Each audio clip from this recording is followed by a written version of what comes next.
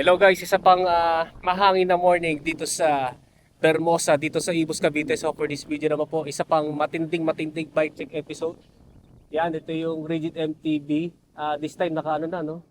Yung gulong ni Kuya kasi parang boundary na ng RB tsaka ng gravel bike. Yan, at saka sobrang gaan. Sobrang gaan. Mamaya sabihin ko kung anong timbang nito. Kasi halos lahat carbon. Yan, so ang may-ari na itong matinding Rigid MTB, si Kuya Ariel Lugto from Quezon City, no? Actually kasi nga bukas may pasok na ako linggo ngayon. Nagpahabol lang ako ng ride dito sa Bermosa, tapos nakita ko si Kuya. Tapos nung tumambay na ako doon, ayun, dumaan si Kuya, nagkataon na kilala pala niya.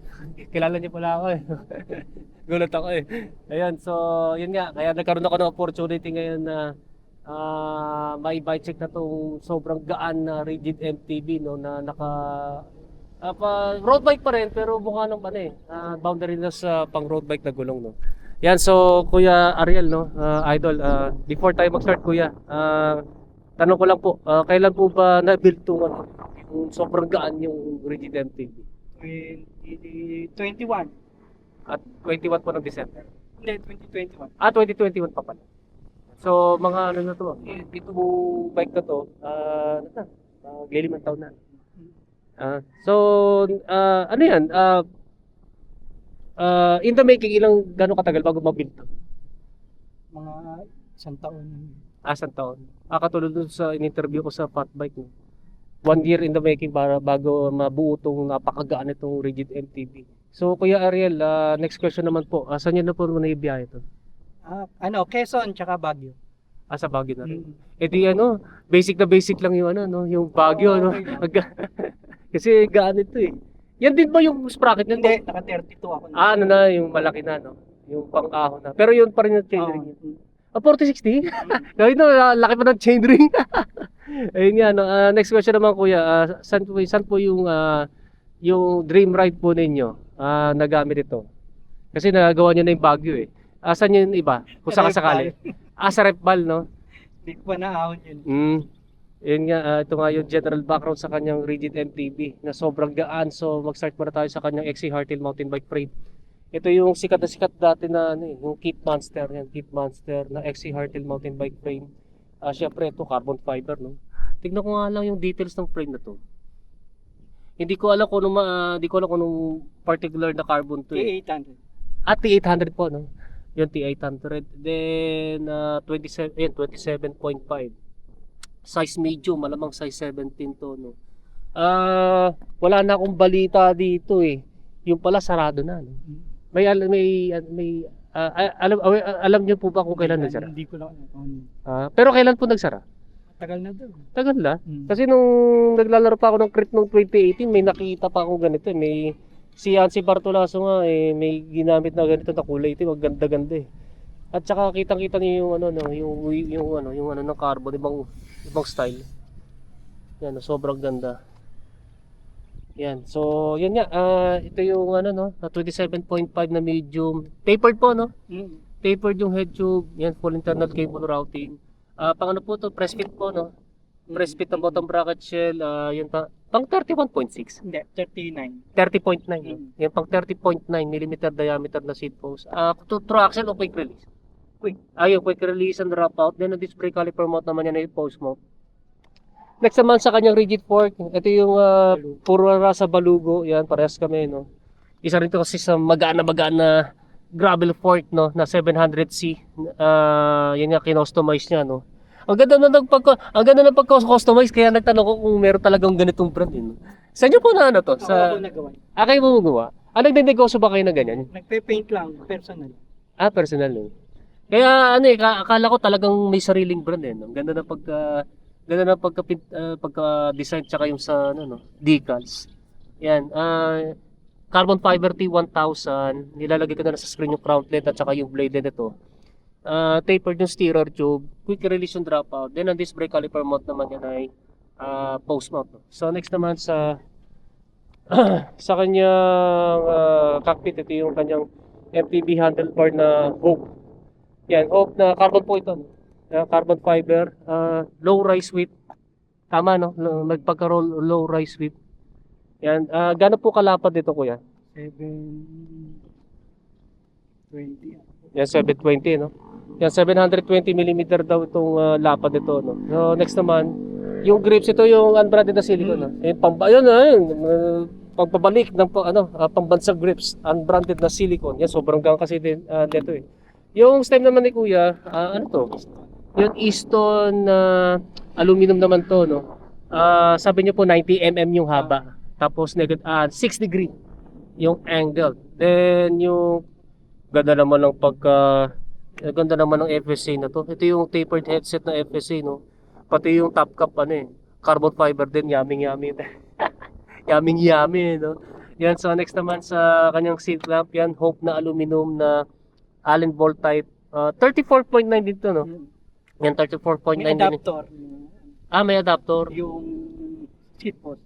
May adapter. Para maging 31.6. Okay, so 31.6 talaga to. Oo. Nilagay lang ng adapter.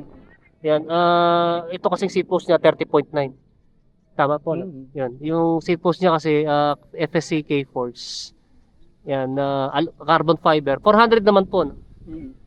Ano to? Ito ba yung minimum? Pasakawa. Minimum, oo. Pasakawa, no? Yan, yun nga, 400 mm ang haba. 30.9. Yan, 30.9 mm ang diameter na zero setback na may dual bolt clamping system. Next naman sa kanyang saddle, yun, ganda ng FSA niya na carbon saddle, no? Pero ito titanium, titanium railings, no? Dati, nagagamit na ako, pero toxic na ganito. Nakayaan ako naman, pero di ko alam kung bakit nung halos santo, di ko na kaya. Kahit na mag-double padding ako. Ang feeling ko kasi, nung naglaunan ako, sumasakit yung dito. Ano po ba yung feedback niyo naman dito sa paggamit? Double padding lang ako. Double padding. Ako kasi yun may foam na nga yun eh.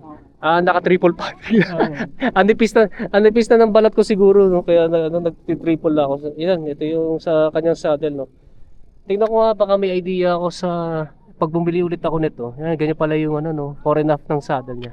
Yan, yung settings niya. Proceed naman tayo sa drivetrain. Yan, pambansang drivetrain to. Naka 1x, so wala kayong makikita na front shifter for derailleur tsaka extra chain rings. Ito naman kanyang shifter. Yan, Shimano XTR na ano po ba model ulit ito? 89. Di po ba 80. baka 98? 98. 9800? Kasi ang Dior XT kasi ano to? M9000 kuya. 9,000. Yan Yan M9000 nabasa ko pa. Yan M9000 na Shimano Dior XTR. XTR. Yan, ito pa mamatid din yung crankset yan. FSA K-Force Light. Yan, carbon yung carbon fiber na Halotech. Buti saan kayo nakabili nito? Sa tao? Sa marketplace din. Hindi. Ano lang. Sa kakilala nyo, no? Ang hirap kasi maghanap ng ganito na carbon. Usually pag carbon yung ganito, square taper eh. Oo. Pero ito ngayon lang nakakita ng carbon na 104 BCD. 104 BCD, no? May nakikita dati ako sa AliExpress saka sa Lazada, Shopee, pero nawala na eh. Hindi na gumagawa na sila ng ganito eh. Pero sa wala pa kayo na-encounter na problema naman dito. Okay naman. Performance wise okay naman. Okay. Yan. Ito kasi 175 mm ang crank arm. Tapos ang bottom bracket ito, syempre press fit to, no. Yan. Then yung kanyang 1 by narrow wide na chain ring na rounded, yun 4060. Yan, pinang-akit nito ng Baguio. Ako di ko kayanin yun eh. Siguro mag-ano ako yung lana yung pinakadulo, maka 20 plus lang. Yan, Wuzay na yan, 104 BCD na 4060, 1 by na chain ring. Tapos ito pang yaming katulad ng binacheck ko kahapon, no. Pero ito mukhang mas brand new eh. Lukio blade. Yan, carbon yun, no? Carbon Lodi. Ang gaan. Yan, RB clipless pedals. Yung chain naman ni Kuya kay MC SL to, no. XL X11. Yan X11 Yan. SL. SL ito yung pinaka sa X11 ito yung pinaka high end eh. KMC X11 na 11 speed. Ang mas tataas pa dito yung DLC, yung iba-iba kulay. Ay, black and gold. Ay, black, yun yung mas ano doon, mas matindi pa dito. Pero sa X11 ito yung pinakamatindi, yung SL. Yung cassette sprocket po ninyo, Dura Ace. Dura Ace po, no? 1125. Ayun, Dura Ace na 7800. Yan, nakalagay. 11 ano po ito? 25. Yan, 1125. Then, ito, M8, M9000, no? Shimano XTR na 11 speed.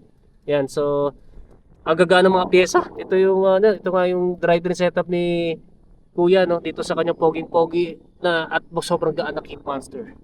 Then, next naman sa kanyang wheelset, ito yung kanyang gulong, no? Continental Grand Prix 5000 na foldable and tubeless ready. Ngayon lang ako nakakita ng 32C. Usually 30C, no? Yan. Medyo concerned lang ako dahil nga sa maliit lang yung gulong kaya medyo prone sa pedal strike. Sabi niyo kuya na pedal strike kayo dati sa MOA, no? Yan. At pinakita pa sa akin yung itsura. Ano ba yung itsura ng pedal strike dito? Ayan, no? Yan. Kasi sa MOA para hindi maubuan para hindi masyadong maano yung momentum papapadyak sa corner, no? Tingnan natin yung crank arm to ground clearance. Yan. Yan, so yan, no, ito yung medyo malapit na, no. Kasi nga yung ang tingin ko kung magi-stay siya dito sa gulong na to, magpapalit kung kaya, magpapalit siya ng 165 mm na haba. So, tataas siya ng mga 10 mm. Yan. Yan yun. Or mag-stay siya ng ganitong crankset, magpapalit siya ng medyo malaki-laki gulong. Siguro kahit mga 35C. Yan, mga 35C na gravel. Yan yung nakikita kong suggested na papalitan. No? It's either dito sa crankset na haba, yan kasi 175, no? O gagawing 165 or ito gagawing 35C from 32. Ay, di pala, kahit 37, 38 pala kasi ano pala no? Kasi may tariff presyo pero yung tariff presyo pa bababa pa no. Siguro mga 38 to 40C pala. 38 yung 40C no. Yan. And next naman ito yung Yami kanyang carbon din to na rim no. Binili niyo po ba to na isang set? Set na yan. Sabi niyo po ang yung Elite ano lang to decals. Avian pala ito, Avian. Yan, Avian yung wheelset no. Ilan po yung holes net spokes?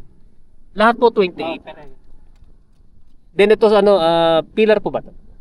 O Avian mismo. Avian. Sarili nilang brand no. Yan, 28. Then yung hubs niya ilang may idea po ba kung ilang poles to? 4 lang. 4 poles. Yan, so i-check natin yung tunog. Maiikot po ba natin?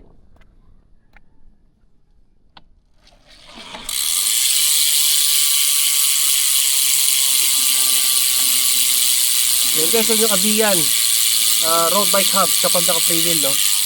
Yan, okay na din. Lasa lang sa kanyang brake set. Yan, first time lang ako for the very first time kailangan ko makapag nakakita ng hook na hydraulic brakes. Dual piston po ba ito? Yan, dual piston. Dito natin namnamin ko na. Yan. Sa unang tingin ko dito, kala ko walang hinahanap ko yung cable yung hose yung hydraulic hose. Ito pala. Pag ano pala kuya, no? Yung pala ang design niya, no? Then, lasa lang sa rotors ni kuya. 180 pa to, no? Partida 180 pa to. Pero to carbon, no?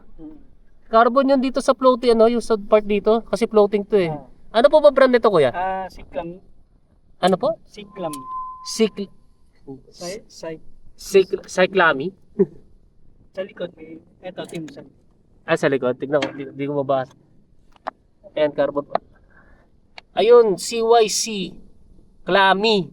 Ayun, na carbon. Ito, carbon fiber. Tapos floating. Ito, 160. Yan, 180, no? Yan, yung disc brake. Floating and ball-type disc brake rotors. Then, ang timbang nito, daw nito, kayo pa magsabi? 7.1. 7.1, no? 7.1, ito na yung pinakamagana na bike check ko na Rigid MTB. Dati kasi, ang pinakamagana na bike check ko si Paolo Yamsuan sa yung kanto niya dati. No? Mga 7.8, 7.9. Yan, so ito na yung pinakamagana na bike check ko. Kumbaga sa Guinness Book of Record ko, yan. yung pinakamagana. Pero magkano po yung nagastos niyo po dito? Yung mga 200. 200 na pala, no? Kasi kaganda ng mga pyesa, lahat carbon. Siguro mga 90% carbon na ito. Yan, so ito nga yung sobrang tindi na Cape Monster. Rigid MTB ni Kuya Ariel Lugtus. So kung meron kayo tanong regarding dito sa kanyang sobrang pogi at sobrang gaan Rigid MTB yan. May ano pa, nung hindi ko napansin, meron pa pala. Meron pa yung ano, no? Meron pa yung talagyan ng tubig. Yan, so i-comment na lang ninyo sa comment section down below. So kuya, mag-shoutout na po kayo. Shoutout sa Batang Moka. Kasi doon kayo malapit sa MOMA. Paano pala sa Quezon City Circle? Di ba mas malapit dapat? Ang dami stock yan. Marami. Delikado. Yan. Pero may karera pa rin doon. Tuwing linggo. No? Yan, so kuya, maraming salamat talaga kuya. Yan, buti doon, hulog ng langit si kuya. Nakapag-bike check tuloy ako ng pinakamatindi at pinakamagaan na Rigid MTB. No? Yan guys, maraming salamat sa inyo panonood. And don't forget to subscribe ang aking YouTube channel. Pakiclick na lang yung notification button para matotally notify kayo. Yan guys, maraming salamat sa inyo and ride safe po sa inyo.